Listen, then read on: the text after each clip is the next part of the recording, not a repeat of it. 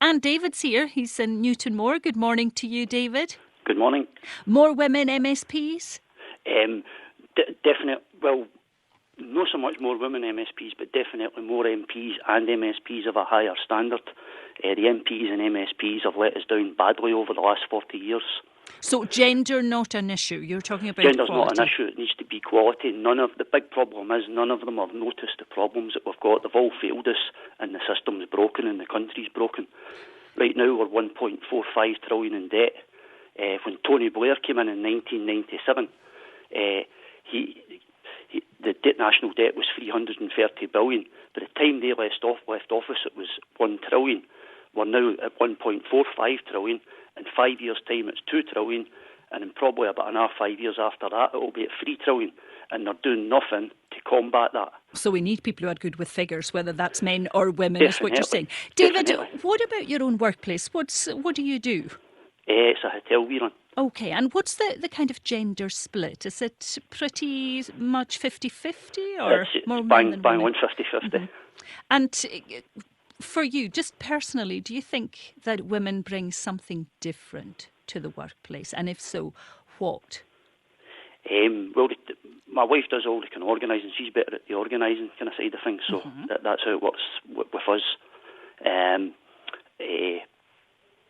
I do most of the kind of accounts and so on. I do the VAT returns. So she's the organiser and you're the one who's working on the figures. On the VAT side, I don't like being VAT at 20%. The VAT at 20%, if we've got any MPs out there listening, it's stifling the business. I get Australians and Americans in here. Australians pay VAT at 10%. I've got some Americans that come in that pay it at 6%, 8%. If they're lucky enough to stay in free states in America, at 0%. See, I want to talk about women in politics. You want to talk about politics, David. That's the thing. They need to start listening, because right now, as I say, over the last 40 years, they haven't listened, and all politicians have failed. There hasn't been a good one in the last 40 years. They've all failed. Thank you for your call, David. Thank you very much for calling in from Newton Moor. Tricia Marwick. Now, I was asking our listeners to talk about, or to tell me about their experience of women in the workplace, what the gender split is and so on. And so often we hear about women not being drawn to politics because of the hours, because just of the general environment. Do you think that women are interested in politics but are put off? Or do you think it's just not an attractive prospect as it stands? I think women are attracted to politics, and I think you need to look at what's happening in the independence referendum at the moment. There are many women, young women, there are many women who are actually getting involved, and I think that's one of the great hopes that all of us have for the future, that, women who suddenly see that politics are relevant to them are getting involved. And I think the challenge for all of the political parties is how we manage to keep and feed that through into the Scottish Parliament. I don't think that particularly ours put people off in the Scottish Parliament. One of your other callers referenced that. The Scottish Parliament has been set up to be much more family-friendly than Westminster. We know when the business is in advance. We usually have decision time at 5 o'clock in the evening. We also have a crèche facility. So I think the Scottish Parliament came from a completely different premise from Westminster in the first place. That may be why we have got 35% representation compared to 22% at Westminster. That's not to say that I'm complacent, because I'm not. We do need to do more. We do need to try to get women into politics at a lower level so that they can feed through, the whole system. And I think that's where our huge challenge is, to make sure that women who do become engaged in politics are retained in politics, because they are the next generation of MSPs. Mike Buchanan, we know that we have evidence to support the theory that women bring different skills, if you like, particularly when it comes to negotiations, when it comes to leadership qualities and so on. Would you not concede that there are some jobs where women are naturally stronger than men? I'm not so sure. If we take the issue somebody touched on earlier about women on corporate boards, I also run the Campaign for Merit in Business, And the government is bullying major companies into driving more women onto their boards. Now, I've given evidence to House of Commons and House of Lords inquiries and presented the evidence that when you artificially increase the proportion of women on boards, whether through quotas or the threat of quotas, financial performance declines. Now, not one MP or peer on those committees challenged that evidence. Not one of them presented any evidence to say there's a positive effect on corporate performance of increasing women on boards, but that's the policy direction. You know, when it comes to advantaging women, the state is like a train which only goes in one direction. And it's something I talked about at some length at a conference, at the world's first conference, the world's first international conference on men's issues, which was held in Detroit a couple of weeks ago. And the idea that there's some sort of mystical female factor which improves decision making, there is just no real world evidence for that. It's a feminist fantasy. But if we're going to have equal representation to reflect society, where in fact we outnumber men by 1% or something, surely it's reasonable to say that we have some sort of reflection of this right across the board, whether it's in politics or in work. Well, yes, but that completely removes the issues of merit and hard work. Are you saying that if 1 in 1,000 people who are applying to be MPs or MSPs are women, that we should still have 50% women in those roles? I mean, it's just, all this talk of equality and representation, it always amounts to the same damn thing, Kathy. It amounts to special treatment for women. So basically the bar is lowered so that, you really... it's a bit like an all-women shortlist, which the Labour Party have, and which we believe the Conservatives will introduce before long. Now, one obvious consequence of all-women shortlists is that the least qualified woman in the country automatically becomes more eligible for political office than the best qualified man. Now, imagine if all-women shortlists had existed when Winston Churchill first had the ambition to become an MP. You and I would be speaking German today as a result, and life's difficult enough as it is. So your issues with positive discrimination, that once you start asking for more women, what you're doing is employing them or enlisting them purely on gender alone and not on merit. I mean, positive discrimination for women is negative discrimination against men. And as I say, we already have 20 areas in which men are disadvantaged by the state's actions and inactions. I'll give you one example, in the field of engineering. For decade after decade, millions of pounds have been spent trying to encourage women into engineering, and they just don't want to do it, or not in not in significant numbers. Now, at Brunel University in the next academic year, 40 female MSc students will get sponsorships worth £23,000 each on the basis of gender alone. This is sheer madness. It's known that fewer female graduates in engineering than male graduates go into engineering careers. But that could also might be due to our education system and the perceived notion of what an engineer is. That's a question I'd like to put out there, and that is, do you think that part of that comes via education, how we see women and their role in society? Please call me on 0500 92 95 00. Do we need more women MSPs? Do we need more women in positions of authority right across the board? Do you have a woman boss or do you have a male boss? And if so, which would you prefer? What are the dynamics in your office or indeed in your working environment? Ian Dunt is editor of politics.co.uk. He's with us. Good morning to you, Ian. Hello, good morning to you, Ian. Hello, can you hear me? Yes, I can hear you. Have you been hearing the conversation, Mike Buchanan? I have indeed, yes. With some interest. And Tricia Marwick, who, of course, is presiding officer of the Scottish Parliament. What's your view? Typically, I find that when positive discrimination is used, and it doesn't just have to be for women, you see the same thing, for instance, with the Met Police and ethnic minorities.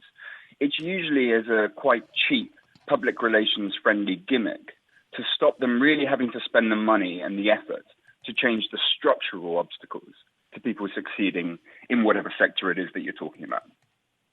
So positive discrimination acts like a sort of bandage on a cancer patient. You can sort of say, oh, look, well, we're getting more women in, but you haven't done anything about the obstacles that stop them. So, for instance, making sure that you would have childcare facilities or even, on a grander scale, that you could share childcare, the need to take care of children or parental leave between both parents. These are much more effective ways of going about it than actually just going down the positive discrimination route, which does then have some quite negative repercussions, not least of which is not getting the best people in. Stay with us, Ian, because I want to speak to Bob, who's called in, and I'm appealing to the sisters to call in this morning. We don't have Bob on the line there. So, Ian, would you think, as if there was equality in terms of parental leave, that might balance things a bit better? There are numerous ways to deal with the cultural and the structural problems in whatever workplace that you're in, which means that you get roughly the same proportion of people applying and getting jobs as you would have in the normal population. After all, we know women are not less smart. We know they're not less capable. So the fact that they're not represented properly in politics isn't women's fault. So do you think, Ian, we're just packaging it up wrong by just mentioning gender? No, not at all. I mean, we certainly, it's a sign that something is wrong when you don't have roughly the same proportion of people working in your business or in your sector as there is in the general population. It might not be a problem with your business. As you were talking earlier about engineering, and you made the perfectly sensible point that probably that points towards schooling. It's certainly not something to do, as some people like to pretend, with some sort of biological function of the female brain that it somehow couldn't get this subject. It's not that. It's plainly a cultural phenomenon that comes from school and works upwards. But what it is it's a sign that there's a problem.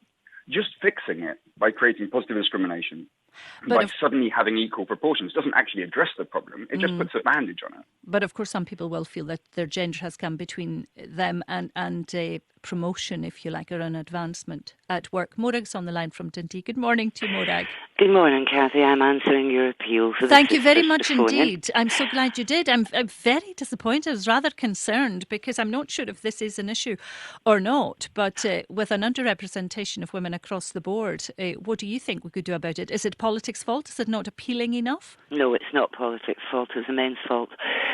Most male MPs and MSPs have wives who virtually run their constituency whilst they're away off at either Holyrood or London. And women on the whole don't have husbands or partners who are that supportive of their political careers, and I speak from bitter personal experience. And yes, of course we do. And taking up the point of engineering, has the person who said that female graduates don't go into engineering can have no perception of what it's like for a female to go into an engineering workshop, onto the work floor, etc., and be subjected to the filth and sexual abuse that women get when they go into particularly an industrial male-dominated environment. And I mean, I've said all this many times on this programme, and I'm only doing it again because women haven't phoned in and somebody needs to. Can I make also a very, very salient point at the moment? Perhaps if we'd had a heck of a lot of women in Parliament in Westminster, we wouldn't now be looking at possible paedophile rings in Westminster. I think that women need to be more represented everywhere. Thank you for calling in, Morag. I am still appealing to our women listeners to call in with your views. More women in the workplace. Men are very welcome to phone in too, and I'm seeing a couple of calls coming through. I hope we can connect to you. John is with us, and he's on a mobile phone, which I hope to goodness stays with us before the end of the show. Good morning to you, John. Hi there. Good morning to you. Good morning. You? What's your work environment like? I work as a staff nurse. I work in public health with health visitors, and my role is to visit obviously children and families at home. And within my post, I'm the only male staff nurse in the whole of the organisation. Now, do you see that as a disadvantage? Well, my experience has been quite positive. There's the usual banter and things that you get, but you just have to roll with the punches and see it as something that's not, personal or anything like that. But yeah, my job's been quite positive, where I think women have experienced negativity themselves. They're quite warming to somebody that's came from in a similar position as they've experienced. And do you think it makes a good difference, if your boss, senior to you, is female or not at all? I mean, how does it alter or affect the dynamics at work? Well, I've got a female boss. I've had male bosses in the past.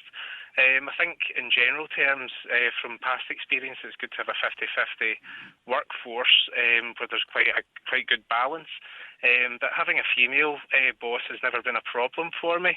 There has been issues in the past where you almost get babied a little bit, where the boss might say, well, I'm a mum myself, I'm just reminding you've got a doctor's appointment. You're like, well, I'm 30 odd years of age, I don't really need that, but thanks very much anyway. So you do get, it has been a positive experience having a female boss who's very well educated and very, very clever, very, very experienced, and I've learned a lot from a female boss. And I personally have never had any issues working in a female-dominated workforce or working under a female boss either. So I can say that my experience as a man with a family and everything has always been quite a good positive experience. I've never had any negativity, really. And in terms of politics, John, would gender be an issue for you when it came to voting? No, never. Gender should never have any place in any political decision. Obviously, there's emotional parameters in any decision people make, but when it comes to a more clinical, objective approach to things, gender should never really come into it. Gender seems to be based on more opinion and experience, whereas the bigger picture regarding political issues should be what the facts and evidence dictate, whether that's a female-based researcher or a male-based researcher or whatever the evidence might have came from. It shouldn't really come down to gender. It should really come down to what is logical and evidence-based. Which seems to be the opinion of a majority of people. John, thank you for your call. Tricia, I suppose in a sense, if we're saying that people don't gravitate towards jobs that were seen traditionally as being male-dominated, that a lot of that the responsibility lies with education in many ways. For you, was politics a natural choice, if you like, or did you anticipate that that you might encounter some resistance as a woman? I came from a very, very political background. My father was involved in the trade union movement in the Labour Party. So politics was discussed in our house since I was a child. My dad let me stay up and watch the general election in 1964, which probably lets out my age. But it was a very, very political household. I can't remember much about politics at school, but certainly politics was something I was always interested in. So I think it probably does come from education, but, there is a cultural background, and that comes from the family as well. And I think, a lot depends on the kind of background that children grow up in and what are the pinch points, where is it that they learn about and get excited about politics and want to be part of politics in the way that you can change things. Thank you very much indeed, Tricia Marwick. 0500 92 95 00. Morning Call on BBC Radio Scotland. And just before we finish today's show, I want to go back to our discussion earlier this morning, which centred on the Archbishop of Canterbury, former Archbishop of Canterbury, George Carey, declaring a U-turn. That was on the question of assisted dying, which has resulted in the Church of England calling for an inquiry into the bill on assisted dying, describing it as mistaken and dangerous. And I was asking you if you had changed your views on assisted dying, if you were for it indeed, or if you were against it, what your views were, and if that was influenced by anyone in particular. We've got George, who's in Edinburgh, calling in about the bill. Thanks for calling us, George. Good morning, Kathy. Tell me your views. First of all, I probably should say I'm not George Carey, by the way, just in case anyone gets the idea that I've removed myself from England and moved to Scotland. I want to say, basically, we're asking the wrong question. We're asking, do we want to legislate for assisted suicide?